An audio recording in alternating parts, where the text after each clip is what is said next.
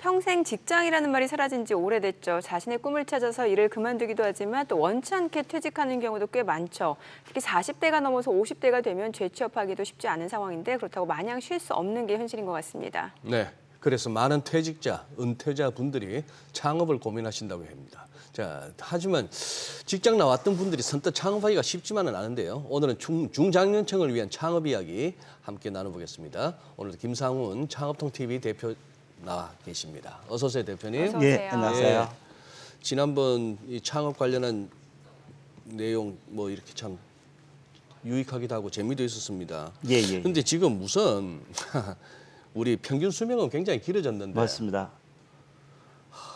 또 경제적으로 이렇게 뒷받침 안 되면서 오래 사는 것도 그것도 쉽지는 않은데 그나저나 정년을 갖다가 다 못 채우는 경우가 많더라고요. 우리 지금 맞습니다. 평균적으로 퇴직 연령이 어떻게 됩니까? 예, 우리나라 지금 최근에 그 네. 통계청 데이터, 경제활동 인구조사 데이터를 보면요, 사실 평균 퇴직 나이가 50세가 안 된 49.4세입니다. 50도 안 된다고요? 그렇죠. 그러니까 뭐 공무원이나 이런 네. 공기관에 계시는 분들이야 60 이상 계시는 분들이 많지만 민간 기업 같은 경우는 요즘 제가 아는 부서에도 보면 야, 우리 부서에 50대가 없어졌어요. 이런 분들이 있거든요. 그러니까 사실 50세 나이가 전혀 사실은 뭐 노인도 당연히 아니고 어떻게 보면 왕성한 경제 활동을 해야 되는 나이임에도 불구하고 이미 조직에서는 물려나서 그럼에도 불구하고 이들의 자제분들이나 이런 분들은 아직 중고등학교 다니는 분도 있기 때문에 예. 어떻게 보면 경제 활동을 지속할 수밖에 없겠다. 특히 근데 60 넘어서 퇴직하시는 분들은 야, 희망하는 임금 수준이 그래도 우리가 큰 돈을 원하는 건 아니다. 최소한 한 달에 한 150, 250 정도라도 된다면 예. 요즘 뭐 내년도 최저임금이 206만 원인데요. 그 정도 수준이라도 일단 취업할 수 있는 거리가 있으면 좋겠다 하는 수요가 있고 50대 초반 같은 경우는 아니다. 이건 최대한 내가 직장 연봉 정도는 아니더라도 최소한 대학 등록금 마련하고 이러려면 한 달에 아무리 못해도 4,500원 벌어야 되는데 그러니까요. 네. 이런 수요가 상당히 많은 상황입니다. 네. 그럼 퇴직 후에 보통 진로는 어떻게 되나요? 뭐 진로 그러면 크게 한 3가지 정도인데요. 지금 말씀하신 대로 일단은 재취업 문을 열심히 두드리는데요. 재취업 문이 정말 바늘구멍 찾기처럼 어려워서 쉽지 않은 겁니다. 예. 그렇다면 그 다음으로 할 수 있는 게 창업과 창직입니다. 아, 내가 직접 창업해 볼까? 창직 개념은 야, 직업으로서의 창업 이렇게 큰 돈이 아니더라도 야, 이렇게 창직 아이템 뭐 없을까?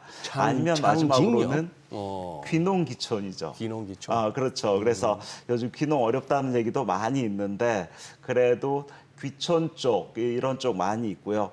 특히 뭐 전체 비자발적 퇴직자 이를테면 원치 않아도 퇴직을 할 수밖에 없는 뭐 명예퇴직이라든지 조기퇴직, 정리해고 이런 수요가 전체로 한 50% 이상이 이분들이기 때문에 네. 이분들 같은 경우는 어떻게 보면 당장 어떤 수익 창출, 가장 역할을 할 수 있는 이런 일자리 내지는 창업 아이템 찾기 이런 쪽에 상당히 골몰하고 있는 이런 상황이라고 할 수 있겠습니다.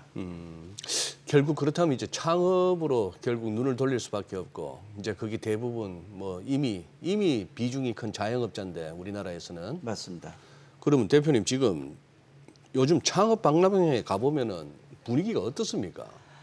아, 요즘 사실은요, 창업, 신규 창업자는 요즘 1년에 보통 100만 명 창업인데요. 요즘 100만 명도 안 되는 것 같다. 네. 이런 얘기를 많이 할 정도로 창업 붐이 있다 이런 시대는 아닙니다. 그럼에도 불구하고 창업 박람회장에는 정말 인산인해라고 할 정도로 예. 많은 분들이 찾아오는데요. 좀 이색적인 것은 5, 60대 중장년 창업 예정자분과 20, 30대 자제분을 앞세우고 예. 같이 창업 박람회장에 오면서 뭔가 좀 신박한 아이템 없을까 이런 걸 시장 수사 차원에서 오는 분들 상당히 많이 계시고요. 또 하나는 우리나라 역시 창업 박람회는 다 프랜차이즈 아이템인데요. 우리나라 공정위에 등록된 브랜드가 지금 12,000개거든요. 그럼 그중에서 한 200~300개 정도 브랜드가 직접 추려서 창업 박람회장에서 창업자를 모집하고 있는데 야, 그런 아이템 중에서 과연 나에게 맞는 아이템 과연 어떤 걸까? 이런 걸 찾기 위해서 그러니까 당장 창업보다는 뭔가 좀 제대로 시장 조사를 해보자라는 차원에서 창업 박람회를 많이 찾고 있는 것 같습니다. 그럼 중장년층이 창업을 생각할 때 혹시 또 가장 고려하는 상황이라든지 관심을 많이 갖는 유형이나 분야 어떤 것들이 있나요? 요즘은 뭐 이런 관심 갖는 분야 유형도 어떻게 정형화돼 있지 않습니다. 아, 보면 예, 예. 크게 본다면 온라인 창업과 오프라인 창업이 예. 있고요. 심지어는 무점포 창업과 어허. 점포 창업 이렇게 나눠주는데요. 요즘 어떻게 보면 도시에서 창업할 것인가 시골에서 창업할 것인가 네. 이런 것도 상당히 중장년 창업자한테는 관심입니다.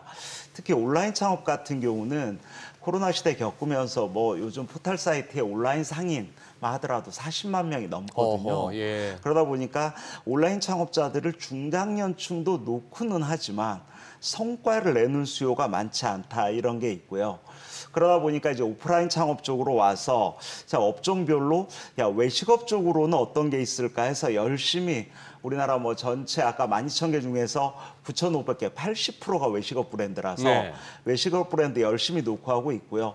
뭐 도소매어 같은 경우는 뭐 전국에 55,000개인 편의점이나 요즘 뭐 주류 판매점 같은 이런 거 건강식품 판매점이나 요즘 또 이렇게 무인으로 할 수 있는 문구점 같은 이런 좀 깨끗한 판매업 아니면 서비스업 쪽으로는 좀 스터디 카페나 고시원 아니면 뭐 요즘 건강 관련 필라테스, 헬스, 뭐 요가원 같은 이런 시설 서비스업에도 관심을 갖는다고 보여집니다. 그래요. 지금 대표님 말씀하신 대로 역시 이제 자영업 하면은 일단 외식업인데 예. 뭐 식당, 카페 예, 이런 예. 쪽인데 우선 식당만 하더라도 이게 이제 또 보편적인 입맛을 맞추기 어렵다는 것이고 예. 제가 들었던 얘기 중에 기억나는 게 나 라면 잘 끓이는데 한번 창업해볼까 했더니 한 개 말고 너 열 몇 개를 갖다 동시에 맛있게 끓일 수 있냐 이러더라고요. 예. 그 말이 인상적이었는데 좌우지간 지난주 잠깐 언급하셨어요. 전통 식당 같은데 오래된 맞습니다. 이 자리에서만 뭐 몇십 년 이런 거. 맞습니다. 요 다음 사장을 또 이렇게 모집하는 경우도 있다고요? 맞습니다. 그 오래된 네. 사장, 오래된 식당이라는 것은 다른 말로 표현하면 10년, 20년 동안 오랫동안 사업성이 검증된 가게다라고 그렇죠. 보여집니다. 그래서 요즘 뭐 프랜차이즈 브랜드 1호점도 없는 브랜드 같은 경우도 프랜차이즈 할까 이런 상황인데 사업성이 검증 안 된 아이템보다는 30년 이상 오래된 뭐 제가 아는 곳도 30년 이상 된 선제장국집 있었는데요. 네. 지하철역도 가깝고 뒷골목에 있는 집이었는데 주인장 부부가 이제 70대 중반이 넘어가면서 2대 사장님을 모십니다. 이런 예. 케이스도 있었던 것 같고요. 그리고 고령 창업자분이 상대적으로 많은 곳이 전국에 1,430개의 전통시장이 있거든요. 전통시장 아이템 같은 경우도 좀 주목할 필요가 있습니다라는 생각이 드는데요. 정부에서 지원하는 부분도 상당하고요. 전통시장은 요즘 한 70%, 80% 이상이 이 지붕이 덮여 있어서 이런 전통시장 이용객들의 편의성도 마트 못지않게 상당히 좋아지고 있어서 이런 전통식당에서 대물림하는 이런 케이스도 한번 열심히 시장 조사를 하는 것도 의미가 있겠다라는 생각도 듭니다. 네. 또 젊은 층 같은 경우는 이제 카페 창업을 고려하는 경우도 꽤 있는 것 같은데 요즘 디저트에도 이제 레트로 열풍이 분다고 해서 뭐 할메니얼 말이 나온다고 할 정도인데 맞습니다. 저도 처음 들었어요, 사실. 예. 근데 약과도 인기가 많고 특히 이제 청년들 같은 경우 뭐 빵 좋아할 것 같은데 오히려 또 떡도 굉장히 또 최근에 인기라고 하니까 사실 이런 아이템 같은 경우는 이제 뭐 부모님하고 자녀가 같이 창업하기에도 좋지 않을까라는 생각도 들거든요. 맞습니다. 요즘 사실은 이 할매 세대 이를테면 야 오래된 우리 할머니들이 먹었던 옛날 주전부리를 요즘 2030 소위 말해서 밀레니얼 세대가 줄을 설 정도로 장사가 잘 되고 있다. 이게 뭐 신조어로 약과팅이다. 약과팅. 그래서 그 맛있는 약과를 먹기 위해서 야 줄 선다. 이런 웨이팅. 신조어 개념인데요. 저는 어떻게 보면 이건 전통적인 주전부리 아이템을 직접 엄마 아빠 세대가 만들고 아하. 그거를 가게는 카페 형태로 만들어서 주전부리도 어떤 스토리와 가치를 만들어서 팔고 동시에 커피는 커피대로 팔면서 이게 뭐 약과뿐만 아니라 한과라든지 도너츠, 엿 뭐 이런 아이템을 오프라인 매장과 또 이렇게 온라인 상인 형태로 해서 온오프라인을 같이 파는 이런 형태의 카페 창업 같은 경우도 충분히 요즘 시장에서 좀 뉴스가 되고 있다 이렇게 보여집니다. 그 약과뿐만 아니라 양갱도 좋은데. 양갱? 그냥 예, 맞습니다. 예, 할메니얼 양갱도. 하면은. 예. 근데 대표님 이 요식업 이쪽 말고 예, 또 예. 이렇게 대표님이 주로 중장년층에게 추천하는 어떤 그 창업 쪽 섹터가 있다면요. 요즘 사실은 네. 중장년층에게 어떤 아이템 하세요? 참 아이템 추천하기가 정말 조심스럽습니다만 쉽지는 않죠. 네네. 외식업 말고 판매나 서비스업, 특히 서비스업 쪽에서 본다면 저는 아까 말씀드렸던 시골 비즈니스나 시골? 아니면 시골, 그러니까 시골, 요즘 러스틱이라는 트렌드가 상당히 강조되기도 했습니다만 요즘 시골집 민박집을 한번 운영해 볼까 해서 직접 에어비앤비에 올리면서 그 시골에서 나타나는 농산물이라든지 수산물, 가공품도 판매하는 이런 케이스도 있고요. 판매업 중에서는 사람들이 저는 좋은 아이템은 남들이 많이 뛰어들지 않는 아이템이 오히려 오래 갈 수 있다. 이게 그리고 동네 상권에 있는 듯 없는 듯한 아이템이 좋은 아이템이라는 생각이 드는데요. 그 중에 하나가 저는 우리 아파트 상가에도 있는 동네 정육점 같은 아이템이죠. 정육점. 정육점요? 정육점 그러면 야 이거 정육점을 내가 어떻게 해 이럴 수 있는데요. 요즘 옛날 정육점은 야 직접 정육점에 가서 야 뼈와 살을 분리하는 이 기술을 3년 배워야 됩니다 이럽니다만 요즘 동네 정육점은 직접 골발을 하지 않는 정육점도 많이 있습니다. 그래서 한 10평 정도 작은 가게에 직접 정육을 공급받아서 정육을 판매하는 이런 작은 가게 형태, 1인 형태 아니면 부부 창업 형태로 정육점 같은 경우는 기본 기술 정도만 어느 정도 배운다면 전수 창업이나 인수 창업 같은 경우도 충분히 가능하다라는 생각도 들고요. 고시원 같은 아이템도 다시 한번 쳐다볼 필요가 있습니다.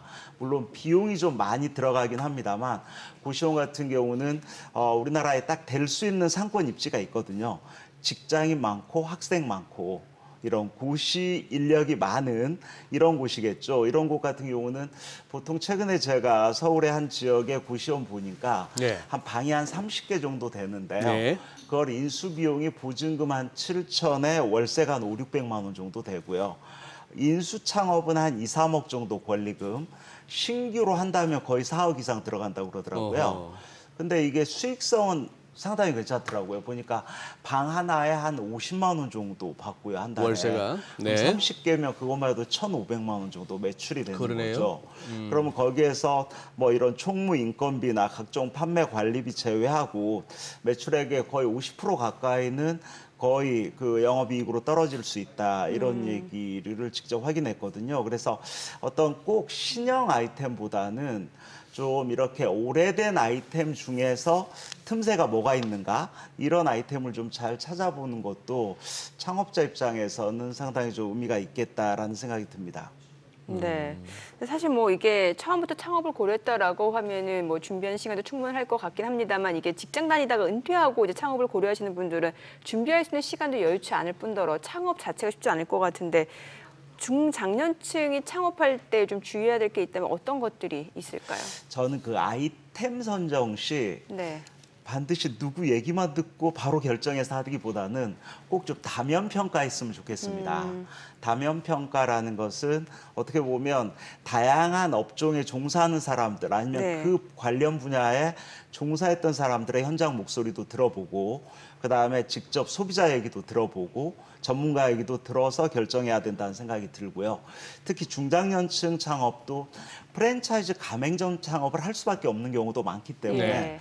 프랜차이즈 가맹점 창업은 공정거래위원회 사이트에 가면 가맹사업 홈페이지가 맨 하단에 있거든요. 거기에 들어가면 내가 하려고 하는 브랜드가 지금 현재 언제 생겨났고 그다음에 가맹점이 지금 몇 개고 그다음에 점당 평균 매출액이 얼마고 그다음에 1년에 몇 개가 오픈했고 몇 개가 폐점했는지 이런 폐점률까지 알 수 있기 때문에 그런 어떤 정보 공개에서 꼼꼼히 보는 거 중요합니다라는 생각이 들고요. 마지막으로는 좀 초보 창업자 입장에서도 제가 보기에는 한 번에 올인하는 것보다는 제가 볼 때는 좀 단계별 창업이 매우 중요할 것 같습니다. 그래서 1단계는 내가 가지고 있는 자금이 한 1억 원 정도라면 그중에 절반 정도 5천만 원 정도로 일단 한번 1단계 사업을 해볼 수 있는 방법이 없을까? 전체 전체 가용할 수 있는 자금의 절반 정도를 가지고 1단계 사업, 2단계, 3단계로 이렇게 사업을 확장해 가는 게 중장년 창업자 입장에서는 위험 요인을 줄일 수 있는 방안이 아닐까 하는 생각이 듭니다. 대표님, 저기 뭐 50대 넘은 중장년층 같으면은 저 여기 뭐 하다못해나 고시원 청구 좀 써주세요. 예. 뭐 식당이나 알바 좀 할게요. 잘 안 될 것 같은데 맞습니다. 젊은 층들 중에는 창업을 갖다가 생각하는 분들 있잖아요. 예. 좀 그렇게 미리 좀 경험해 보는 건 어떻습니까? 미리 경험하는 거 너무 중요한데요. 네. 문제는 5, 60대에서 지금 말씀하신 대로 취업해서 돈 벌면서 경험해 보면 어떨까, 이게 쉽지가 않습니다. 예. 때문에 저는 그냥 수업료를 낸다고 생각해야 될 것 같습니다. 수업료를 낸다? 예, 수업료를 내면서 경험해 보는 이런 방법으로 시장에서 한시적으로 3개월 정도만 어떤 아이템이라도 직접 직원 체험, 사장 체험을 해본다면 아마 발생할 수 있는 위험 요인은 충분히 이렇게 막을 수 있지 않을까라는 생각도 듭니다. 네, 오늘 내용 잘 들었습니다. 예, 고맙습니다. 고맙습니다. 예, 감사합니다.